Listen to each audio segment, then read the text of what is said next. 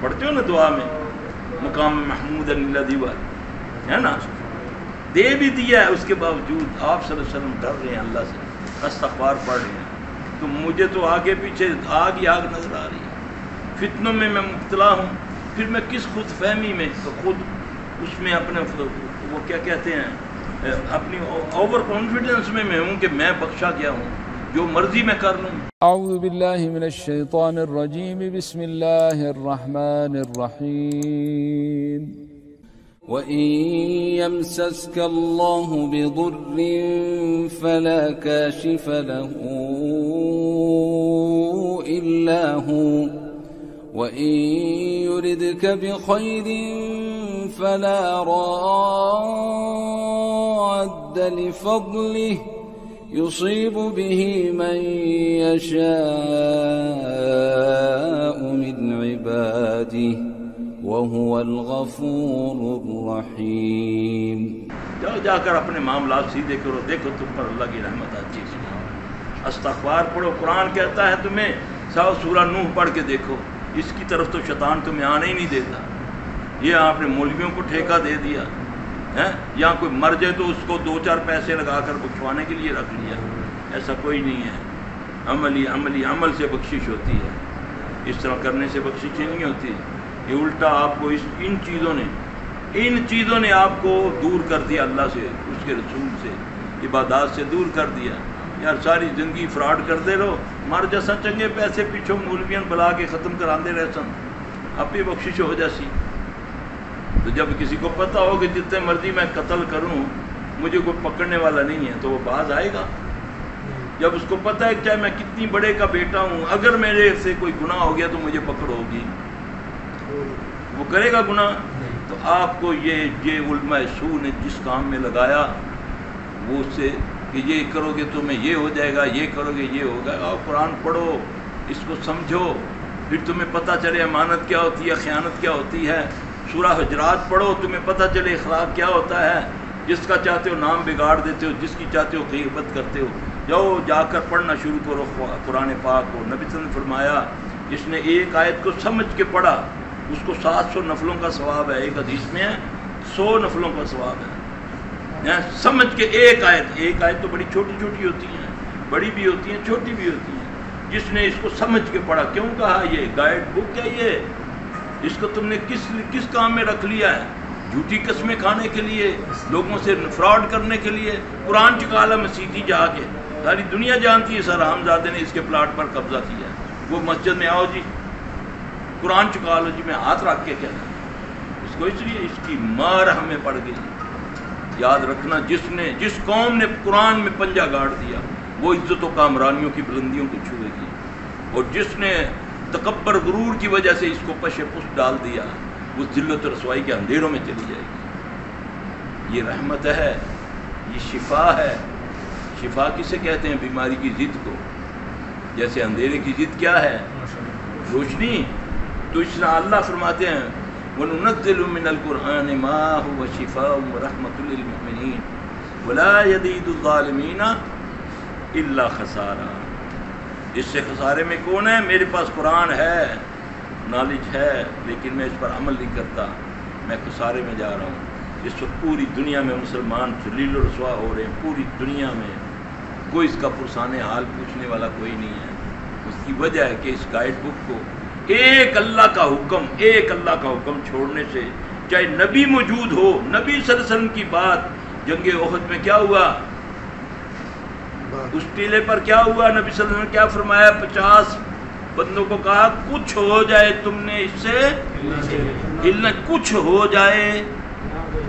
نبی موجود اس جنگ میں، تعداد میں بھی برابر، ان کے کافروں کے ساتھ مقابلہ بھی، اچھے نیزے، اچھی تلواریں، ذرائیں پہنی ہوئی، نبی صلی اللہ علیہ وسلم خود ذرا پہنی ہوئی۔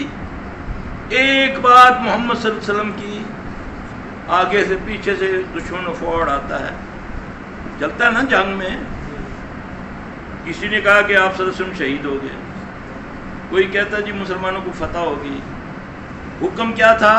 کچھ ہو جائے تم نے اس ٹیلے کو نہیں چھوڑنا۔ حکم تھا نا کس کا؟ محمد صلی اللہ علیہ وسلم کا، کیونکہ نبی صلی اللہ علیہ وسلم اپنی طرف سے کچھ نہیں کہتے، جو کہتے ہیں وہ اللہ کی طرف سے کہتے ہیں. کوئی درد کی وجہ سے، ہمدردی کی وجہ سے مجبور ہو کر نبی کی محبت میں کہ ہمارے نبی شہید ہو گئے، تڑپ ہوئی نا.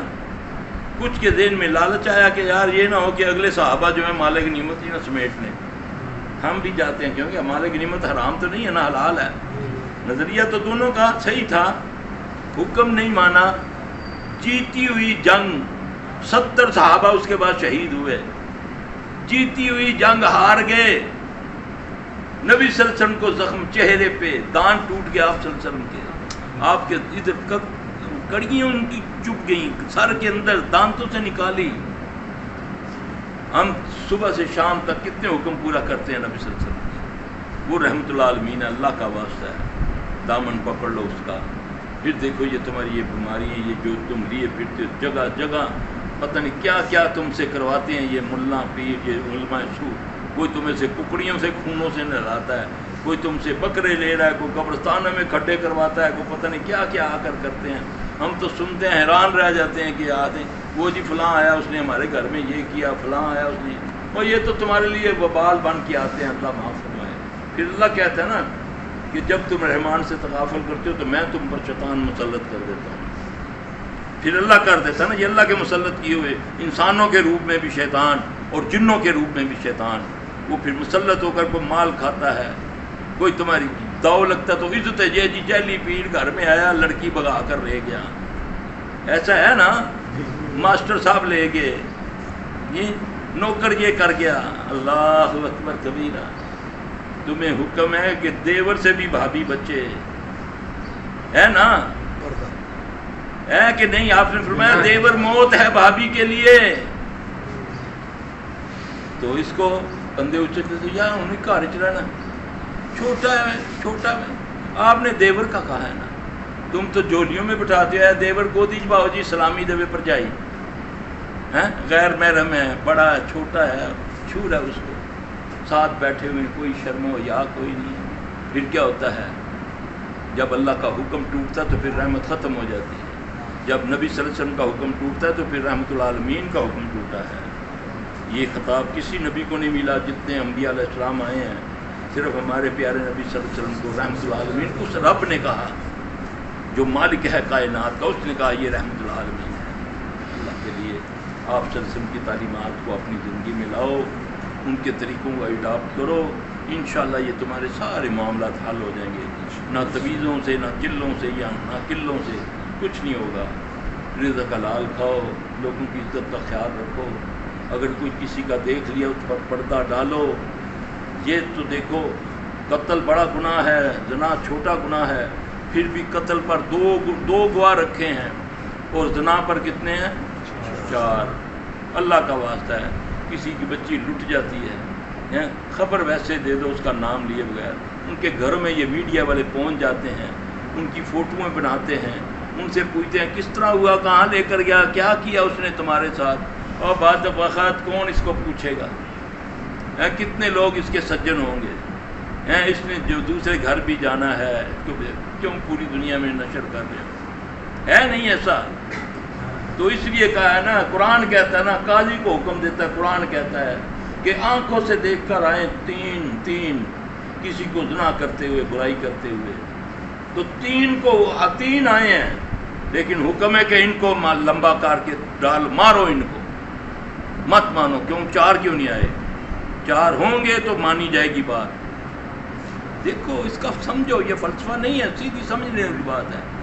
دوسروں کی عزت کا خیال رکھو، منہ سے سوچ سمجھ کے دوسرے کو تانا دیا کرو. تانا دینا بھی اللہ کو پسند نہیں ہے، نام بگاڑنا بھی. راز رکھو، تم کسی کا پردہ رکھو، اللہ تمہارے پردے رکھے.